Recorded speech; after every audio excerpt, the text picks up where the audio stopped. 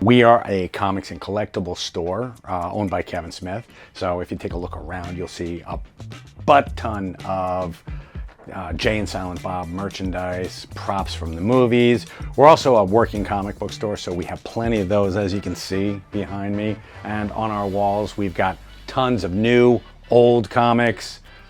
We pretty much cater to every stage of comic book fascination, from the very beginner who is just learning to read from comic books to those people who are high-end collectors, and I go out and I try to find high-end books for them.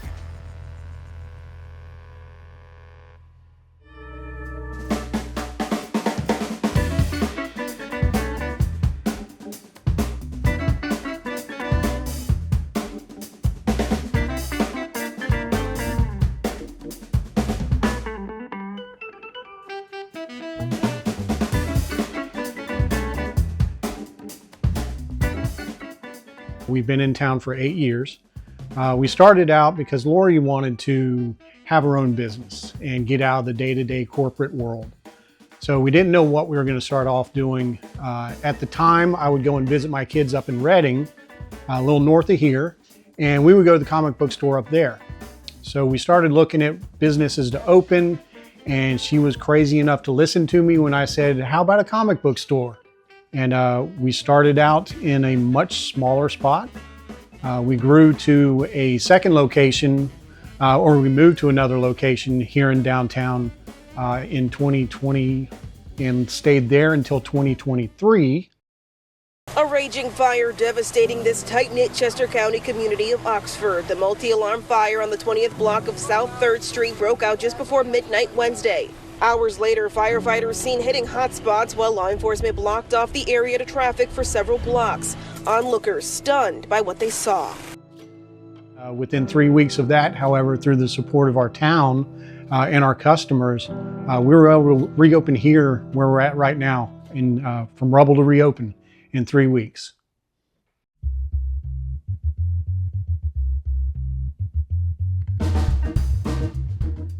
One of the things that I try and do is when we have new customers come in, I always try and talk to them and get a sense of what they like. There's so many different comic books out there.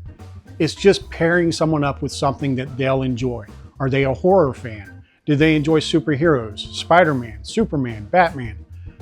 Pairing them up with something that they're going to enjoy is the key piece. And he's very good at it, and they all come back and say, that was great. Before I could read, I was looking at and interpreting comics. I learned to read using comics. So they've been part of my life since I was a small child. That's all I've ever known. It was always what inspired me to be creative, and it actually gave me morals, like black and white world of right and wrong.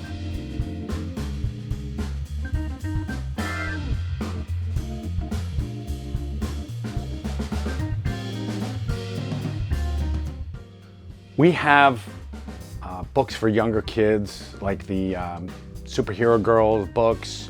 We do Diary of a Wimpy Kid. We have Dog Man. We try to keep as broad a base as we possibly can. All ages comics, and then I have stuff for their parents too. You give them that physical book that becomes theirs. So getting the attention span of the young ones, the young adults, is key to get that starting point kicked off correctly.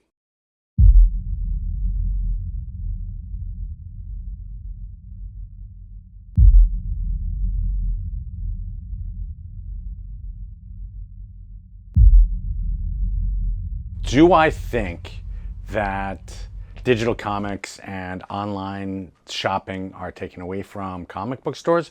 Absolutely. Am I worried about them? Not really. No, not at all. Yeah, I would say that it's not diminishing as far as sales go. There's not a huge impact. When it comes to the experience, so someone that may sit on Amazon or what have you, or even our website and purchase it and have us ship it to them instead of coming into the shop, I do believe that they are missing out on things. The atmosphere, just coming into a comic book store and seeing the posters on the wall. It's not the same as smelling, air that, Kevin might have breathed in, or Jay might have walked around and been a part of. Because everyone that comes in says they rather have it. They want to hold it in their hands and have them. They do have a value in that if I want to take something with me and go, I can read them. I don't enjoy them reading digitally nearly as much, but they do not replace the whole that collectability, that feeling that you get when you're holding a comic book. You're not gonna be in here. You're not gonna be smelling the comics. You're not gonna be, walking in, the shadow of Jay and Silent Bob. So, am I worried about it? No. Does it take away some of the glamour? I don't think so. I really don't. I think that you need to experience stuff in real time rather than do it through, VR goggles. But that's just me. I'm old school. I love having a comic book in my hand. I would love to see them come into the shop. Absolutely would love to see them come in just so they can experience it, because they're missing out on things like free comic book day. Well, we'll have people in costume here. Our First Friday events here in town. During the summer and the spring and then to the fall, we do First Friday events where we have basically a big block party in downtown. They shut the streets down and thousands of people come out and hang out in downtown and walk in and out of the shops.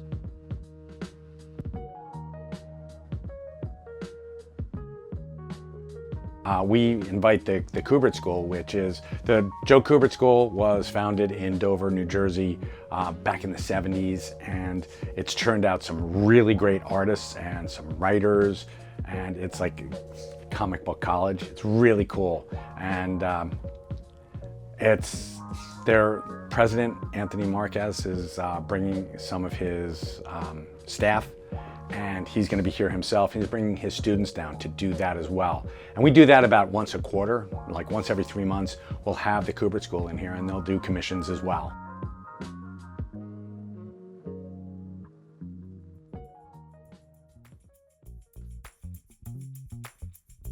The Jay and Silent Bob's Secret Stash is very much a community-centered comic store. Kevin loves to give back to the community. He does a lot of stuff around here. We personally, we sponsor some of the schools around here. We give for gift donations, auctions to support fundraisers for them. And we've had more than one customer come in. Like, we come in as a customer, but we feel like we're leaving as family because we just start talking with them about anything. So, and if they walk out without buying anything, we don't care. It's just that experience. Mm-hmm. I like to think that we bring a little bit of pizzazz into the town. I like to think that we're good neighbors and we help out the people around us. And that's just like the tip of the iceberg. There are so many other places that you can go in Red Bank and experience fun. One of the things I've always said is, if we're going to make $1 million owning a comic book store, I'd rather make it $1 million, one person at a time, $1 at a time, and $1 million off of one, because I made those relationships with those million people. That's what satisfies us, is the relationships.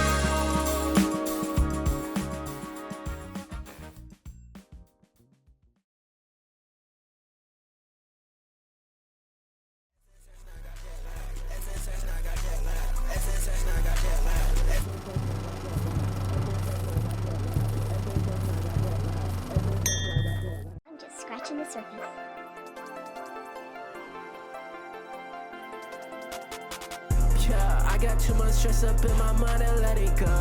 I feel like I'm wasting all my time with all these hoes. Say that bad, I'd rather spend that shit with the bros. Is that bad? She said I love my bros more than. I go by Kid SK. I'm from PG, Maryland. I make alternative music. As a kid, yeah, I was hella social for real, but like I didn't really have like no big friend group for real. Like I knew people, but nobody really knew me. My name's Tony. On Instagram, known as more like Tony. And I run a clothing brand that I just started. Both of my parents are from the South, so I spent a lot of time there in the summers growing up as a kid. Around PG, it's a lot of like DMV trap and rap. I grew out of that, I would say like middle school, and I started listening to like a lot of like pop music, Juice WRLD, mixed with Chicago drill with Chief Keef. So I went through a K through 8 performing arts school for real, and I was a theater major. So like I read a lot of Shakespeare and stuff. I was just like adept with the dialogue. I did like stuff like Sleepy Hollow, Lion King. I did some Shakespeare. I did Hamlet. I remember going like 9th grade year in the high school.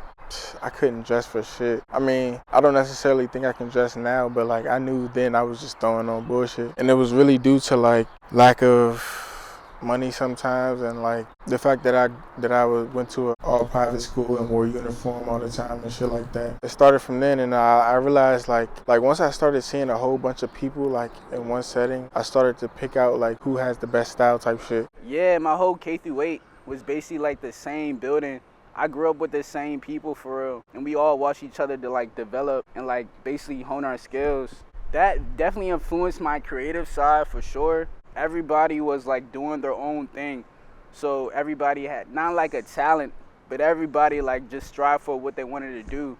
And then going to high school, it was a switch, because that's when I started like meet a whole lot of different types of people that wanted to do different things. But it wasn't what I expected at all, and I ended up just dropping theater.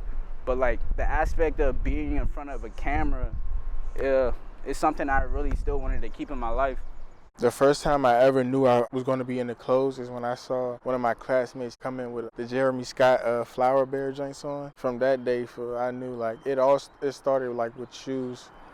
Like I knew I wanted to do something with clothing ever since that moment. Once quarantine hit, I was just in my head a lot, always thinking about stuff, thinking too much.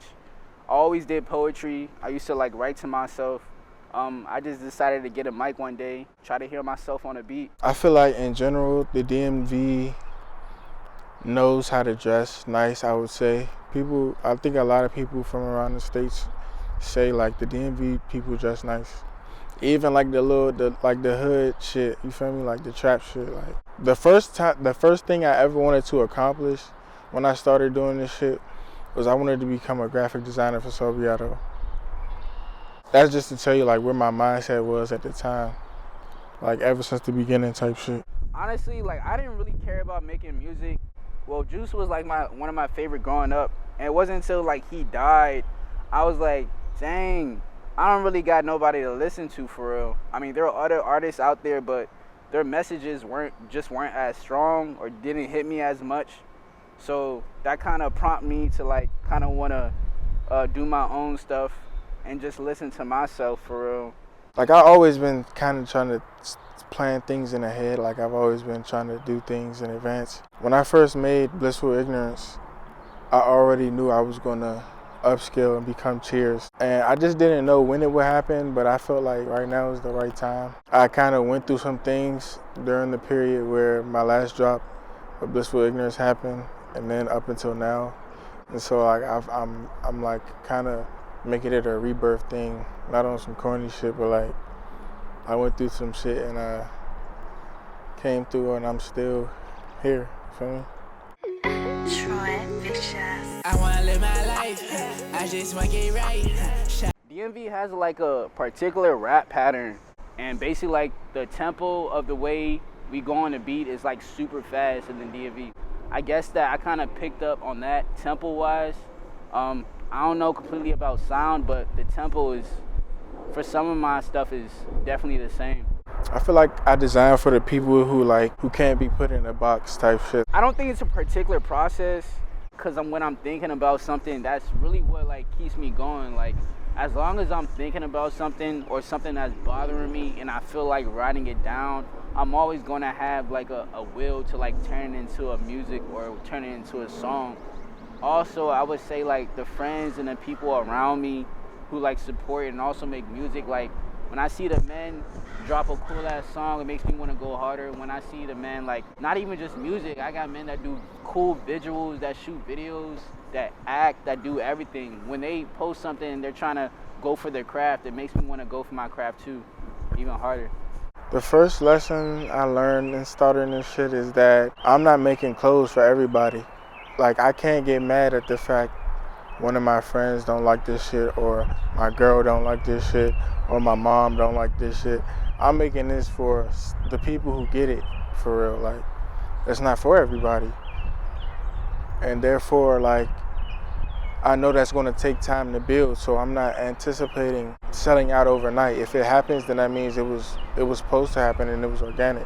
You gotta love the craft as a whole. It's not just like the making music part. I made some, like, my own cover art sometimes, like with the computer graphics. Basically, you just gotta know, sometimes you just gotta do it yourself.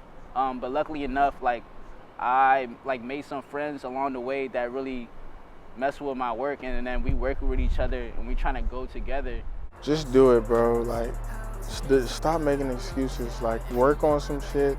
Actually do research on what you're doing, bro. Like, put some actual like passion into this shit. And I feel like you can't fail. If you do that and be consistent, you can't fail. Next for me, right now, I'm actually like rebranding. I'm starting to move away from like the way I was thinking. Like, I actually want to start putting like a better message in my songs for real. People will be seeing something new from me, something different. And either they're going to stay and rock with me or they're going to dip. And it's all good because we're going to keep growing and keep eating, for sure. Don't you kill your blessing, you can rub it when your life ends. They say I sound like... What is family?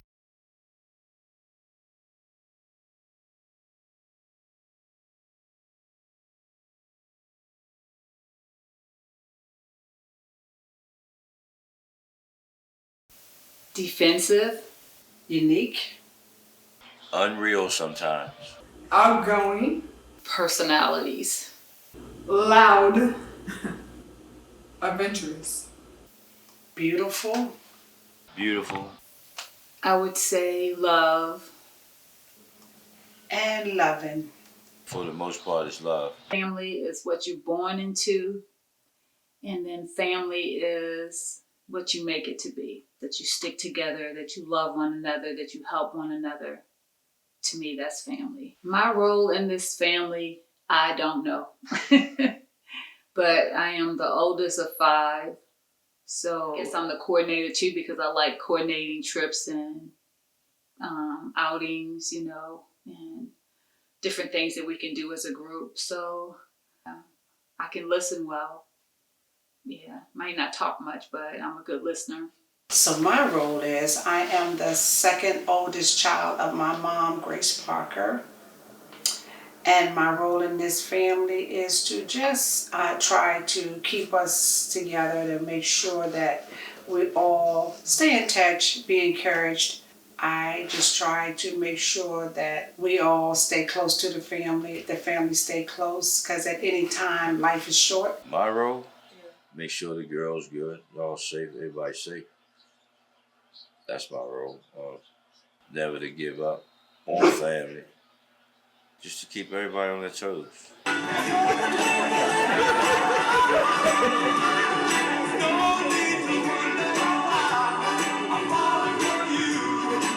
We go to church. Most of us are saved, baptized, filled with the Holy Ghost, repented. We're rooted in prayer because our grandmother prayed for us. My grandmother, Violet Parker, was a prayer warrior. And her family, Aunt Dorothy, they all talked about the good Lord. And I always say that we are the results of her prayers. My grandmother would stay on her knees for hours and hours, just praying. And, you know, and not that we didn't appreciate that then, but just to realize that that was something that she did back then, and to see us now, I just know that we are the answers to her prayers. So I just thank God for Mama and our background in the church. That's our family prayer call, so we try to have around the holidays, maybe like once a month or so. We take turns saying prayer, do it on the holidays. And that's been really, really good, to call in and then to have the elders to pray and then to have other people to come online and pray. That's good. I mean, you can't make it without prayer. You know, you got to talk to God. We got to talk to our Creator. And if we're not praying as a group, then I pray that we're all praying individually, you know, for our family. I know I try to call everybody's name out, you know, when I pray, and I hope that the others are calling our names out too. And Revelations is being fulfilled, you know, and we want everybody to go to heaven. You know, we want to see Mama, we want to see Daddy, you know, we want to see my mom, you know, we want to see my dad, you know, we want to be in heaven with them. And so, you know, it's time to get right. We pray before we eat most of the times. Some people like to eat before they pray, but you know, it's okay.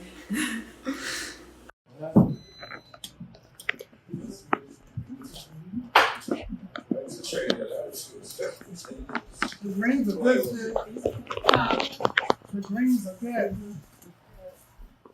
Papa would say, tell everybody to work hard, and there's benefits in working hard. Mama, you know, she would just want everybody to be at peace and to be happy and to look out for each other and no conflicts, you know, because that's what she did for us. So I think he would have a word just for the boys and the men, you know, to grow up, take care, you know, of yourself, take care of others. You know, people should be looking to you. You know, you're the head, you know, and so I think he would have a word for them. Yes. They were strong. They had strong faith in our Heavenly Father. I think what they would say to us, you know, is just to encourage us really to keep on holding on and doing God's will the best we can. There are no perfect people, and everybody falls short. Get their mind and get up together, their heart right, you know, and continue to strive. Take care of each other. Lend a helping hand. Don't stay mad for long, because this is like a scripture in the Bible. Don't let the sun set while you're still angry. Perfect. Yeah. Like, come together in the worst days and also on the best days is pretty much what they would say. Just stay together no matter the situation. Get your lives together. Like, what are you doing? Get it together, you know? Yeah, that was hard. Growing up, you know, the cousins kind of gravitated to the other cousins who were our age, you know, and Renee was a year younger than we were. You know, we were close. You know, we went to concerts together. I mean, and she was just a fun person to be around, you know, just always had jokes and just so much, just full of life, just really full of life. And yeah, and to, you know, to have to see her in that journey, you know, it wasn't easy. It's just really tragic. And yeah, I never thought that it would end like it ended. And just even, you know, just being there in the hospital and just, you know, actually living it, it seemed like I was in a twilight zone, to be honest with you. And it's just like, it's happening, but it really isn't happening, you know, but it did happen. But I know I say that she's a warrior, you know, she's still a warrior. One thing I am sure of, that she is all right, and that's how I cope with it, because I know she's saved. I know she's with the Lord, and He's better than us, you know, and that's how I cope with it. And don't think that we really appreciated her for all that she did for us, but she made big sacrifices for this family. I'm grateful just for being her daughter. Renee, we grew up like siblings when we were children. Our families were close. Renee was a real beautiful soul, beautiful person, kept you laughing. And that was hurtful when she died.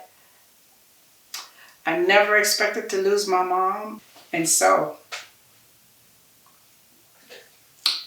Yeah, that one, I still haven't gotten over that. So losing Renee and Grace. Renee is my second cousin and Grace is my grandmother. Losing them between like the 2 months was pretty stressful and unbearing. I think that's the word I'm looking for. I kind of handled it in my own way. For me, I kind of not kept quiet, but like I kind of kept my emotions to myself because, especially when my grandmother died, I was like the strongest in the family or whatever. I tried to keep together, at least on the outside, and the inside when it's my quiet time. I usually just been like writing stuff down, like my emotions, how I was feeling, what happened, why it happened, and stuff like that.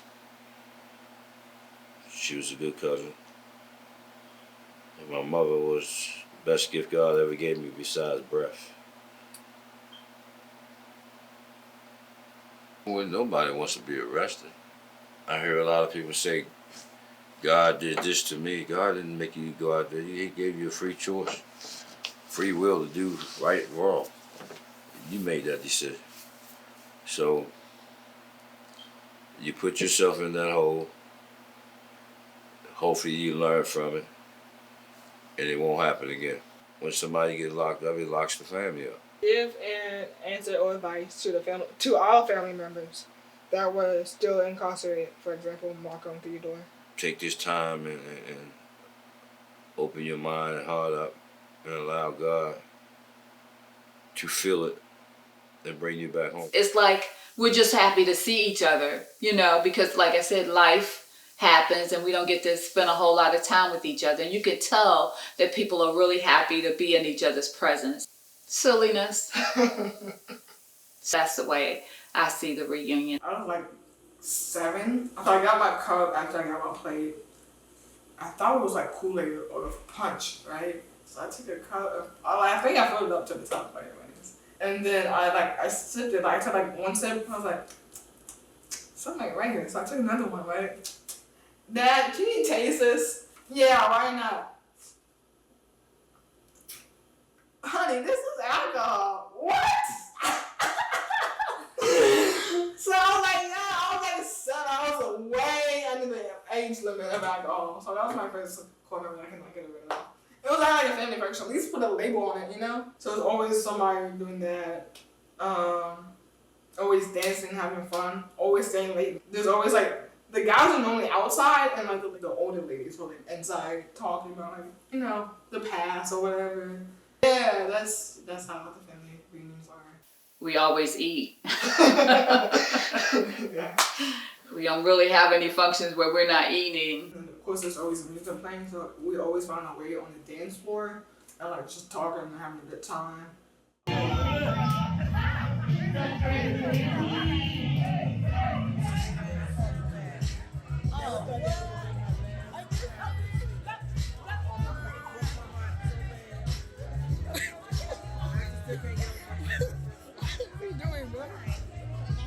Or listen to your elders. You know, the young people today, you know, they think, even I get treated like that.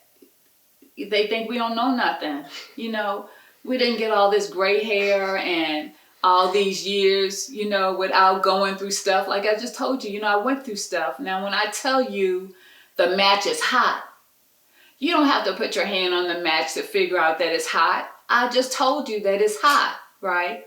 But because we got a free will, some people will put their hand on the match anyway, even though, you know, we told them that it was going to be hot. So take the advice of your elders. The truth don't need no support. If someone's in need and you can reach out and help them, go ahead, help them. I pray that whatever dreams they have, you know, will come true for them.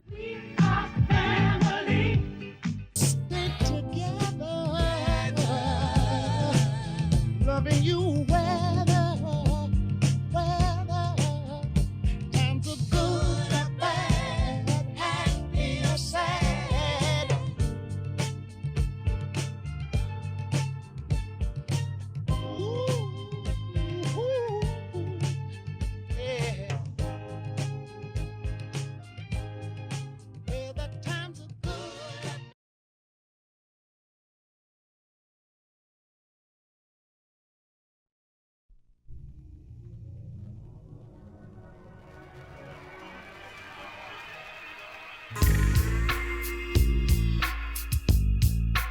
I'm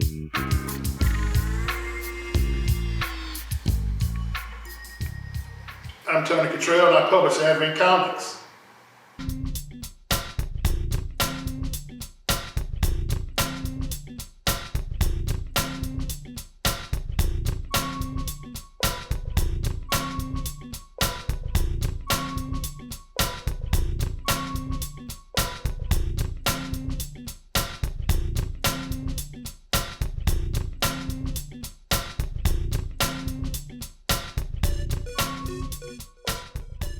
When I first decided to create Advent Comics, it was out of what I felt was necessity.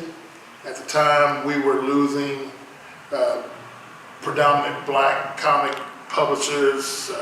We no longer had Milestone, no longer had Brother Man, other books of that nature to show our or tell our stories.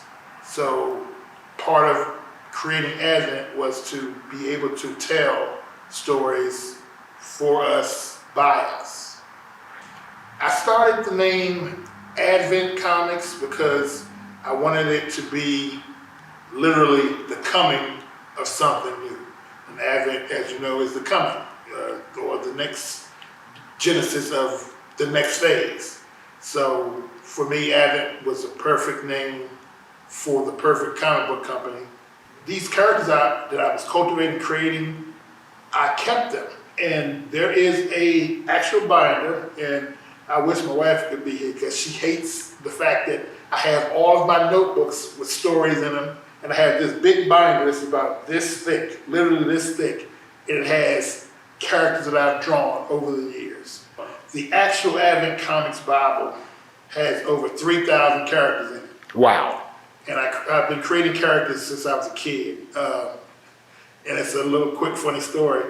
When I was 7 years old, my mom had bought me school supplies for the year. And she bought me notebook paper and all that. I used the notebook paper to draw my own comics. So I was drawing comics. I went through 3 packs of notebook paper in 2 days drawing my own comics.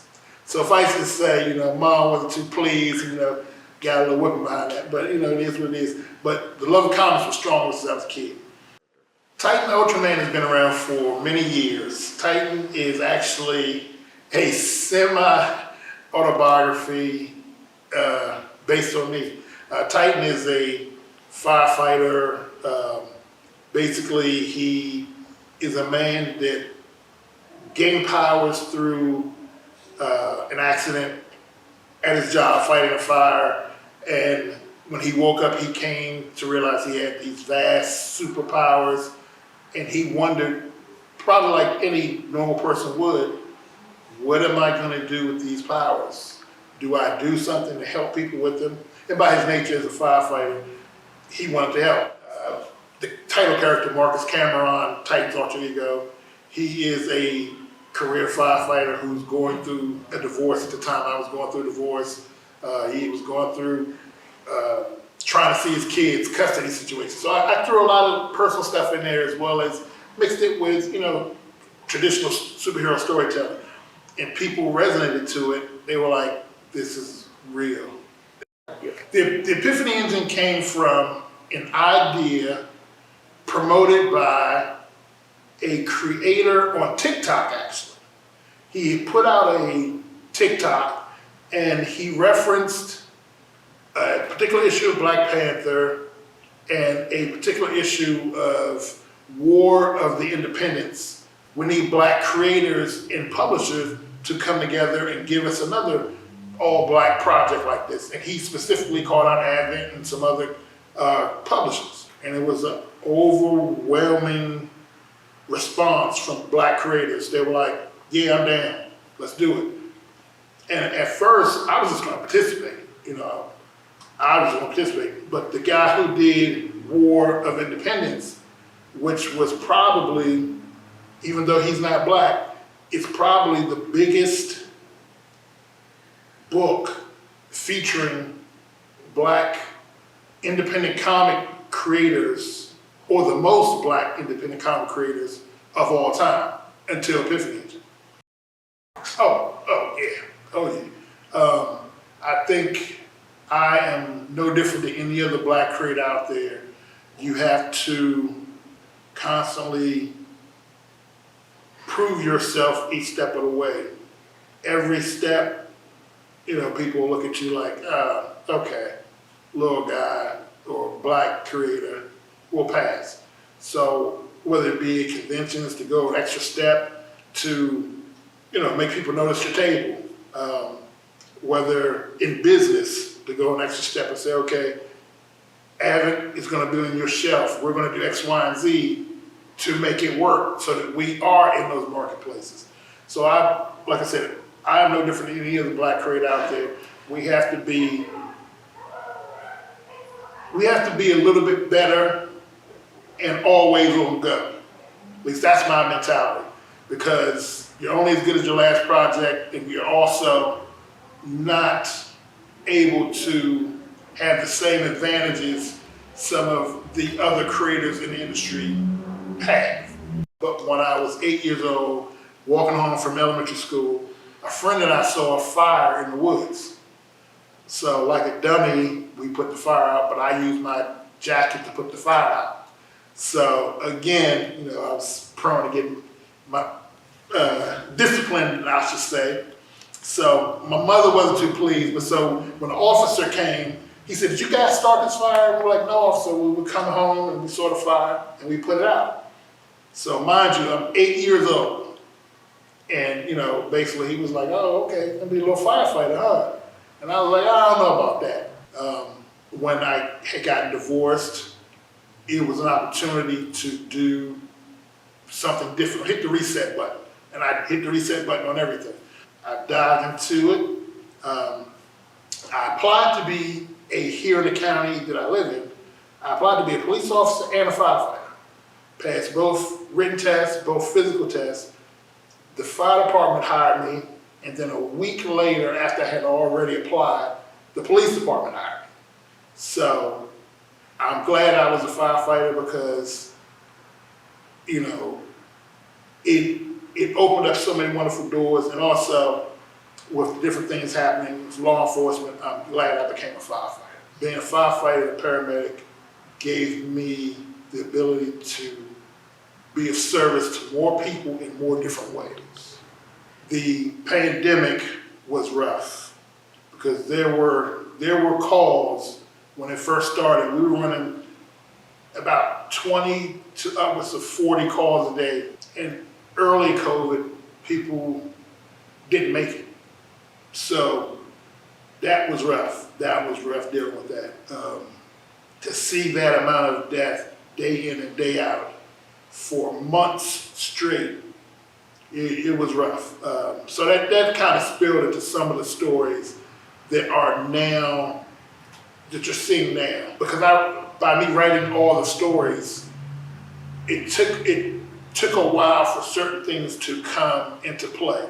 So you're now seeing some of the stories that were around that time. So normally I keep my politics to myself, but the times are changing, and in my opinion, the situation is becoming dire. And like Martin Luther King said, for good people not to stand up and say anything, that's the problem. So I'm standing up and I'm being vocal. Well, everything that I did, I made a lot of mistakes, still making mistakes as I go older. But there were things that I did in the past. Some people say, "Oh, do you regret X, Y, and Z?" No, I don't, because it made me who I am today, going through those trials and tribulations. But I would tell myself, give myself more patience, because you don't get everything right in your 20s, 30s. It took me, I think I was about 33 before I finally got everything right and realized how to be a man. How to be a man. So I would tell myself just to, how can I put it? if I could go back and tell myself anything, just don't rush things. Because a lot of things that I did were because something didn't happen the way I wanted it to, when I wanted it to. So I made certain choices to make things happen. Those choices weren't the right choices. So I would just say, take your time. Take your time.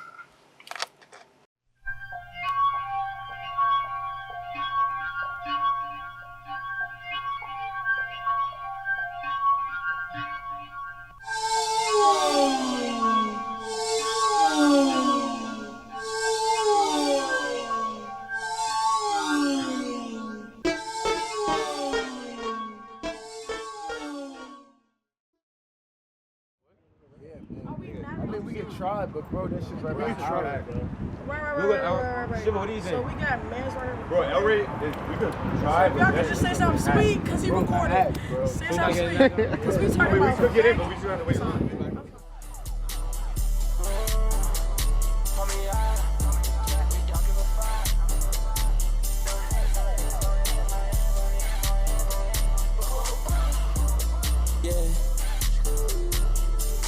Shots of the Chevy Impala. I don't say shit, you cannot get a dollar. You can't beat me, but I know he's trying to. MVP, damn, I feel like Lamar. That boy is like, fuck, I got this shit from the mall. I pray that my God while I'm breaking the law. I can't pick a friend cause I'm high on the wall. You fuck with women, so we making them fall. I get what I want, no care about the cost. Back in the days, I was rocking like I was size on my nigga, might turn you to frost. Go to West, I get whatever you want. I'm so Rudy. She seen her breast on a Ruby. Yeah, we put on some Tubi. Then I go rub on her booty. I'm out of pocket, I'm so damn unruly. Under my seat is a toolie. Tryna fuck with me, he a foolie. You might die, tryna talk to my pookie. I don't give a fuck, I don't say excuse me. They tell her the race, tryna take some Tuesday. I bought her shit nugs, my little bitch bougie. Japanese bitch tryna feed me some sushi. Outside life, I don't want it to end. I got 10 hoes and they all 10s. If I say pull up, they asking me when. Don't ask me shit, just come on the man.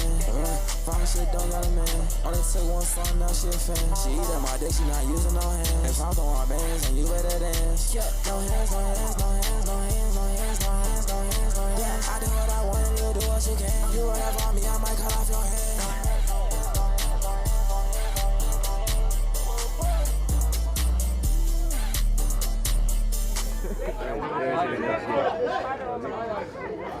I just learned how like focus and like unfocus. Spider on my arm. Spider on my neck. Spider on my neck. All right, listen, boys. We here. Spider on my DMV Aiden. Give us a, how do you feel after your, after the performance? I feel great. Like, nothing top it. Like, even though it's not a lot of people right now, I told y'all, 2025. So, like, what should they be expecting in the next, upcoming shows? Like, where are we going? What kind of energy we bringing? Like, See, me, like, I don't like to stop. Like, I don't like to think about the United States. I want to think about the world. You know what I'm saying? I'm trying to go around the world. I'm trying to perform everywhere. I'm trying to get turned everywhere. We trying to bring this energy out of here to fucking Asia, Europe, South America. Type shit. All right, what's next for you? What, you dropping an album? You got songs coming? Collabs? Like, give us a little something. Right now is my time. So I gotta keep dropping. I'm gonna drop single after single after single after single after single after single. I'm not gonna stop. And then I'm gonna drop a tape, then another tape, and then tape, and then tape, and then tape, and then tape. By that time, By that time, by the time we're gonna take over. We're gonna take over the world for sure. That's DMV Aiden for you. Thanks DMV Aiden for coming out performing. We're gonna see you at the next one. I know that's right. I know, girl, where your ass at. W in the back, and I love where your back's at, and I know that ass fat. She might get that new back.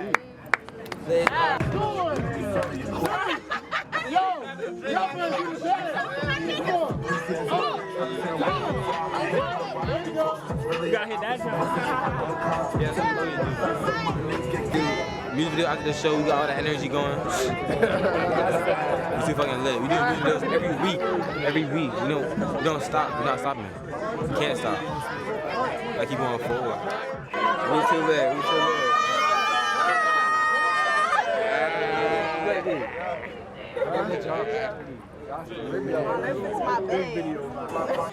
Don't make me shoot and hold the light at the same time.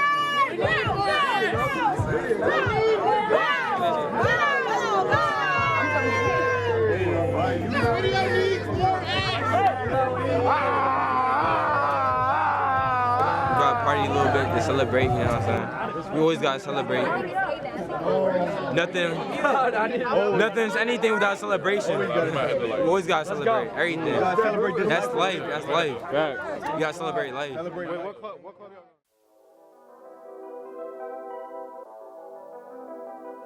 We had a video shoot for one of the songs off my next coming project. Not really too much to the video, kind of just a run and gun style, trying to figure out. And you know, we're later gonna add more stuff to that video. But it just covers the scenes of where we from in Colombia, scenes in Fulton, places that, you know, me and the people usually hang around. And I describe my music as fun. I describe my music as something that you can listen to at any time. I don't make one specific genre of music or one vibe. I kind of make music for everybody because I've met a lot of different people. You the only person I could really tolerate. Call me up if you just want a round two. We can take it on a long road. We can take it down a round two.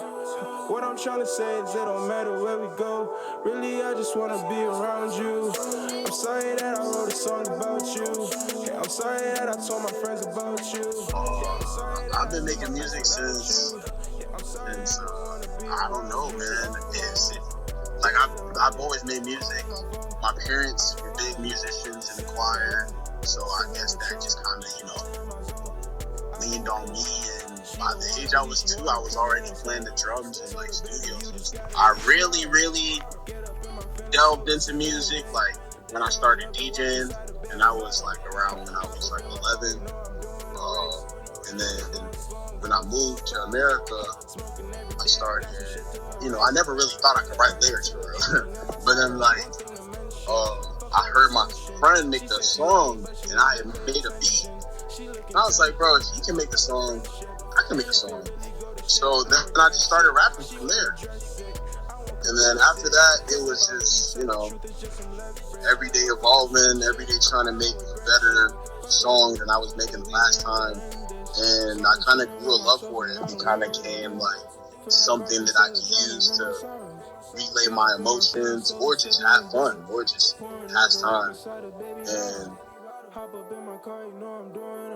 recently I made music a lot of places, man. Like, and I think that invokes different things. Like, you feel me? A week ago I made a song or 3 songs at like 2 to 5 a.m.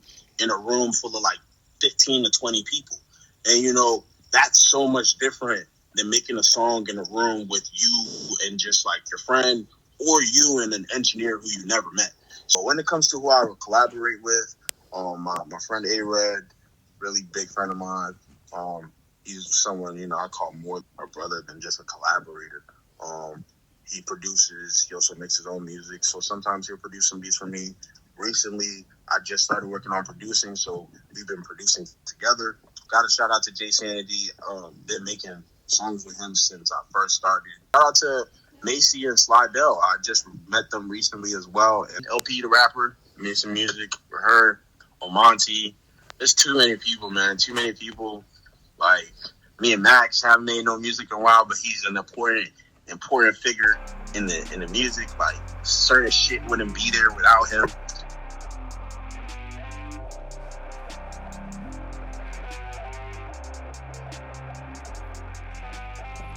I just be making songs. Sometimes I don't. I've been making songs however I can. Like, I make songs in the studio.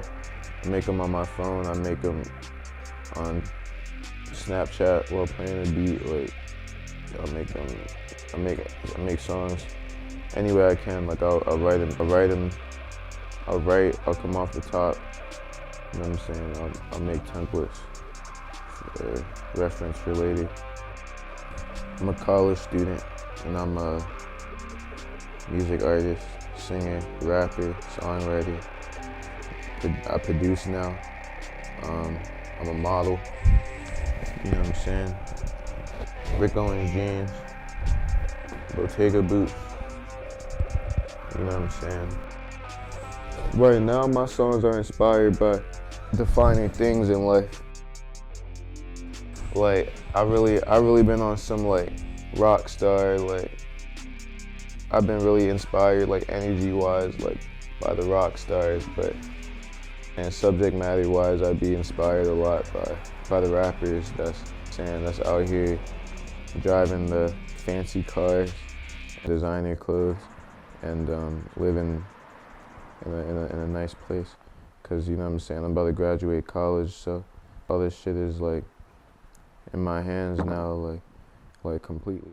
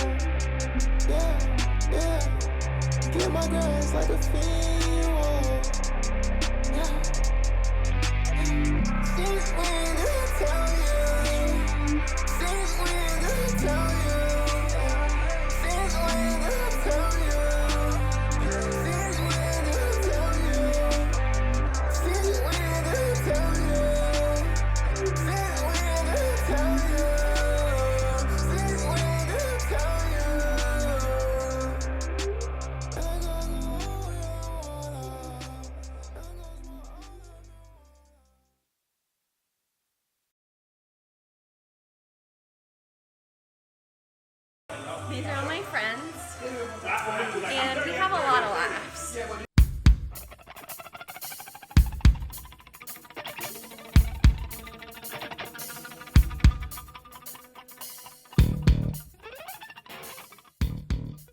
The first time I ever did jujitsu, really, I think I was 16.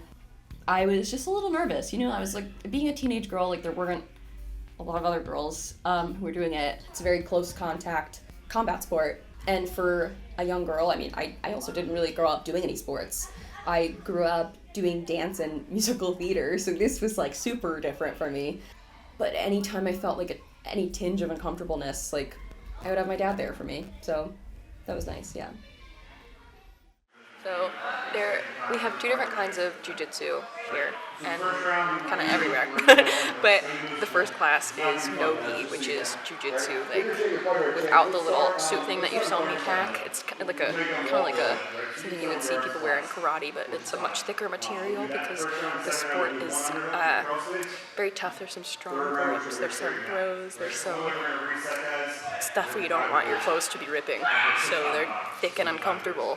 And awesome. It's like I'm putting on a suit to go work out. You feel like what you work on for a couple of classes, or you just haven't really got it? A lot of the times I think that guys will like not want to roll with you, or like they don't want to partner up with you because they're like, ugh, like I don't want to train with a girl, you know, like they're like, I won't get as good of a training session in if I'm training with a smaller partner, or I'm working with a girl who isn't as serious competitively as I am, or something like that. But I mean, originally the sport was created to offset strength, you know, it was created for smaller martial artists and fighters who didn't have just pure muscle. It's assumed that you're not as strong or you're not as serious, or that this isn't something that you can do as well as a man, or this isn't something that you should do as well as a man. But I felt really welcome from the start. My dad was already a part of this like kind of family, which is what it has turned into for me and most of the people here. My dad has been doing jiu-jitsu since like before I was born, and I was really lucky to have my dad with me, just always by my side, making sure that I was okay, because this can be a lot. I wrestled on and off as a teenager, so I was already kind of used to like ground work and ground arts, and that honestly kind of piqued my interest more than any other martial art that I, you know, at the time. I tried to get her to do it when she was probably about maybe elementary school age, maybe 3rd or 4th grade.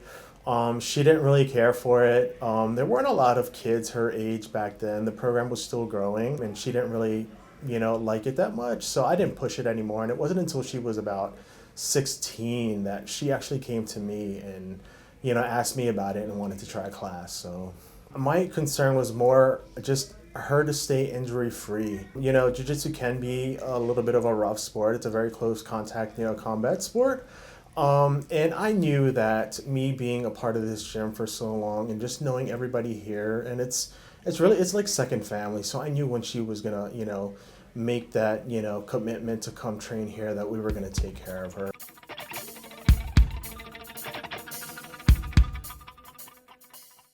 I feel like sometimes I don't have enough hours in a day for all the things that I want to do. It is definitely a challenge to want to do this and be here as much as I do. I want to do this, like this makes me so happy. And I think that it's not something that I'm willing to give up or really compromise on. So I honestly kind of build my school schedule around this. And I feel fortunate, I'm fortunate enough to be able to do that. I think I have a pretty doable goal for myself. I'm 20 right now, and I'm a blue belt. I want to be a black belt by the time I'm 30. When she got her blue belt, was really special to me, just because my coach let me promote her and let me actually tie the belt on her. That's typically not done. It's only held for like the black belts promote. At the time I was a brown belt, so to be like a part of that and a part of her promotion was definitely extra special. It was really nice. The relationship that I formed with my dad through this sport is one of the things that I'm probably most grateful for, ever maybe. I mean, growing up, my dad and I weren't like super close, weren't like besties or anything. Like the things that we could always bond over was like music and movies. That's like the way that we bonded, but this has opened up like a whole new door for our relationship, I feel like. We've become a lot closer. I think we've built a lot more trust with each other, and I think that's so important. And any parent-child relationship is trust. I think my gym is really special and unique in the way where the women here are really tight-knit. Like it's a really lovely and warm, welcoming community of just badass killers, of women who are gonna show you like technique that works for you and your body. It has made me so much more comfortable being in my own body too. It's cool to sometimes just be like, wow, like I can do really cool things. Like I can throw men over my shoulder if I want to.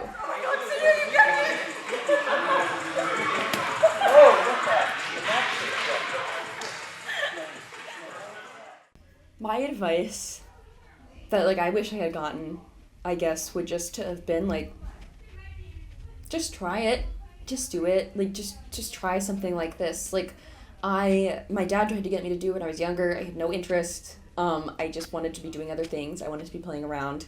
And I just didn't get it. I didn't get why this was so important, especially as somebody who is female or femme presenting and going through this world. It's hard and it's scary, and sometimes it feels like it's getting harder and scarier every single day. And knowing how to be able to defend myself enough that I could get away and go get help if something scary were to happen, that feels really good. Knowing that I have my own back, it's a feeling of independence that I think sometimes a lot of people don't want femmes to have. It's a way to kind of take the power back.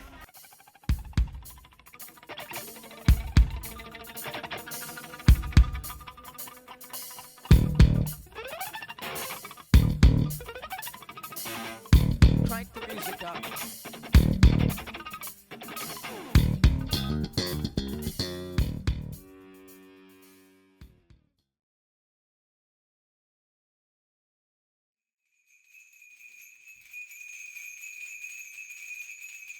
I am the bell ringer. I am the praise singer. I am the truth weller. I am the storyteller. Well, it's storytelling time. This is what I did called Lullaby for Pumpkin Pie. Was written for my son, and I just wanted to do, like da da da da. it's raining. Do you know what follows the rain? Do you know what follows the rain? And I was rocking him to sleep. This is my own lullaby. Sleep, my sweet, do not cry. Dream pumpkin pie to my lullaby. Hug my sweet, your teddy bear. Rock with me in our rocking chair. Do you know what follows the rain? Do you know what follows the rain?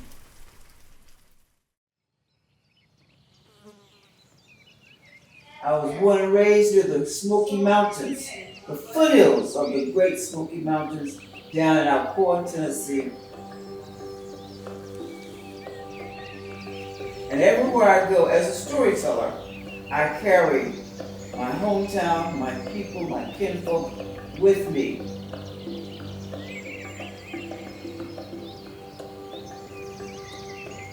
I am a sixth-generation storyteller. My mother was a storyteller. She taught me many stories. So was my father. So was my grandfather and my uncle. And so was my great-grandfather and my great-great-grandmother and my great-great-grandfather. That's how I know the stories of where I come from. Now, a lot of my stories came from Granddaddy Murphy. This is Granddaddy Murphy. He was rough, he didn't take no stuff. There are even stories about staying out of trouble. Don't go messing with trouble unless trouble come messing with you. Leave trouble alone. So we have stories that teach us many lessons, because back in the day, in the time of our ancestors, it was forbidden for them to read or write. It was forbidden for them to go to school. So they used the stories and the story songs and the spirituals. That's how we know what happened, because the spirituals tell the story of how our people survived. I am the raven, I am the rain, I am the oriole, I am the squirrel, I am the sunflower, I am the bear, I am a sycamore from Baltimore.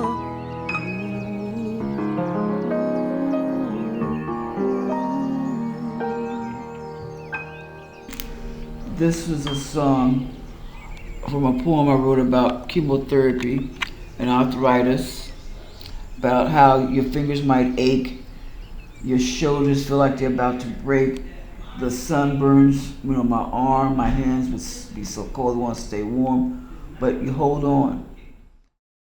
For those of us who are going through a type of anxiety or uncertainty, depression, confused about what is going on, need some type of understanding, write about it, make a song about it, make a dance about it. Everything we do can help someone else, because it's all connected. Because we all feel the sun, the same sun. We all breathe the same air.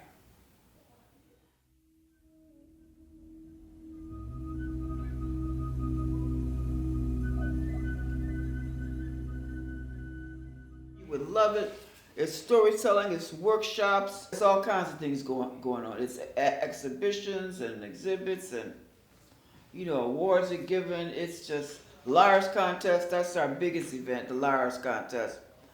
And anyone can participate, and the person who tells the biggest lie wins. In 1984, this is when the festival, the second year of having the festival, Mother Mary's son was killed here in Baltimore. This happened in 1984. 10 years before that, in 1974, my only sibling, my brother, was murdered. So we had that in common. She had lost her son. I had lost my brother. And I stayed angry for 10 years.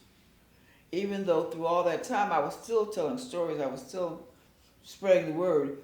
But Mother Mary Carter Smith, right from the beginning, she told people the story of how she lost her son. She used that to help others heal. And she would pass out these leaflets, thousands of them, to people, telling about her story of being reborn, her beliefs, and about her son. But I couldn't openly tell people what had happened, it was too much. I was so grief stricken. It's almost too much for the human mind to bear. I was a victim of violence. We both were. So that made Mother Mary and I, our bond even stronger. And then we realized there are several women within the organization that have lost children. This is sacred. This is a calling. I feel that I have been called to do what I do. And that is to tell my stories to anyone, to everyone who will listen, and hopefully they will take it back and share it with someone else. And you mentioned the importance of storytelling. Storytelling is really important because we all have a story to tell. And we all should reclaim and own our story. It's very important for us to own the narrative of who we are and where we want to go. Now, it's true. People can tell your story, but no one can tell your story as good as you can because it's your story. And in telling your story, you have to be authentic. You have to be honest. You have to be real. And you have to start with where you came from. That's the beginning, who you are. December 29th of 2024 marked the 50th anniversary of my brother's death. So I created a piece called Appalachian Symphony. Now Mama Mary said to me, you can forgive without regret. You can forgive but never forget. Let the conflict end. Let the violence cease. Let there be healing. Let there be peace. We're running around all caught up in a fog. Let's gather at the welcome table. Let's have a dialogue. Neighbors from all communities coming together, discussing how our lives, how all lives can be made better. Now if you get there before I do, to all my friends I'm coming to, you tell your story and I'll tell mine. Let's agree to listen to everybody's story and take our time. Everybody say what's on their mind. Respect all peoples. Respect all peoples.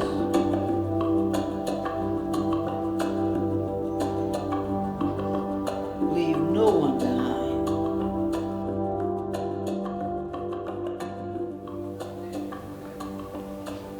How was that? I liked that one.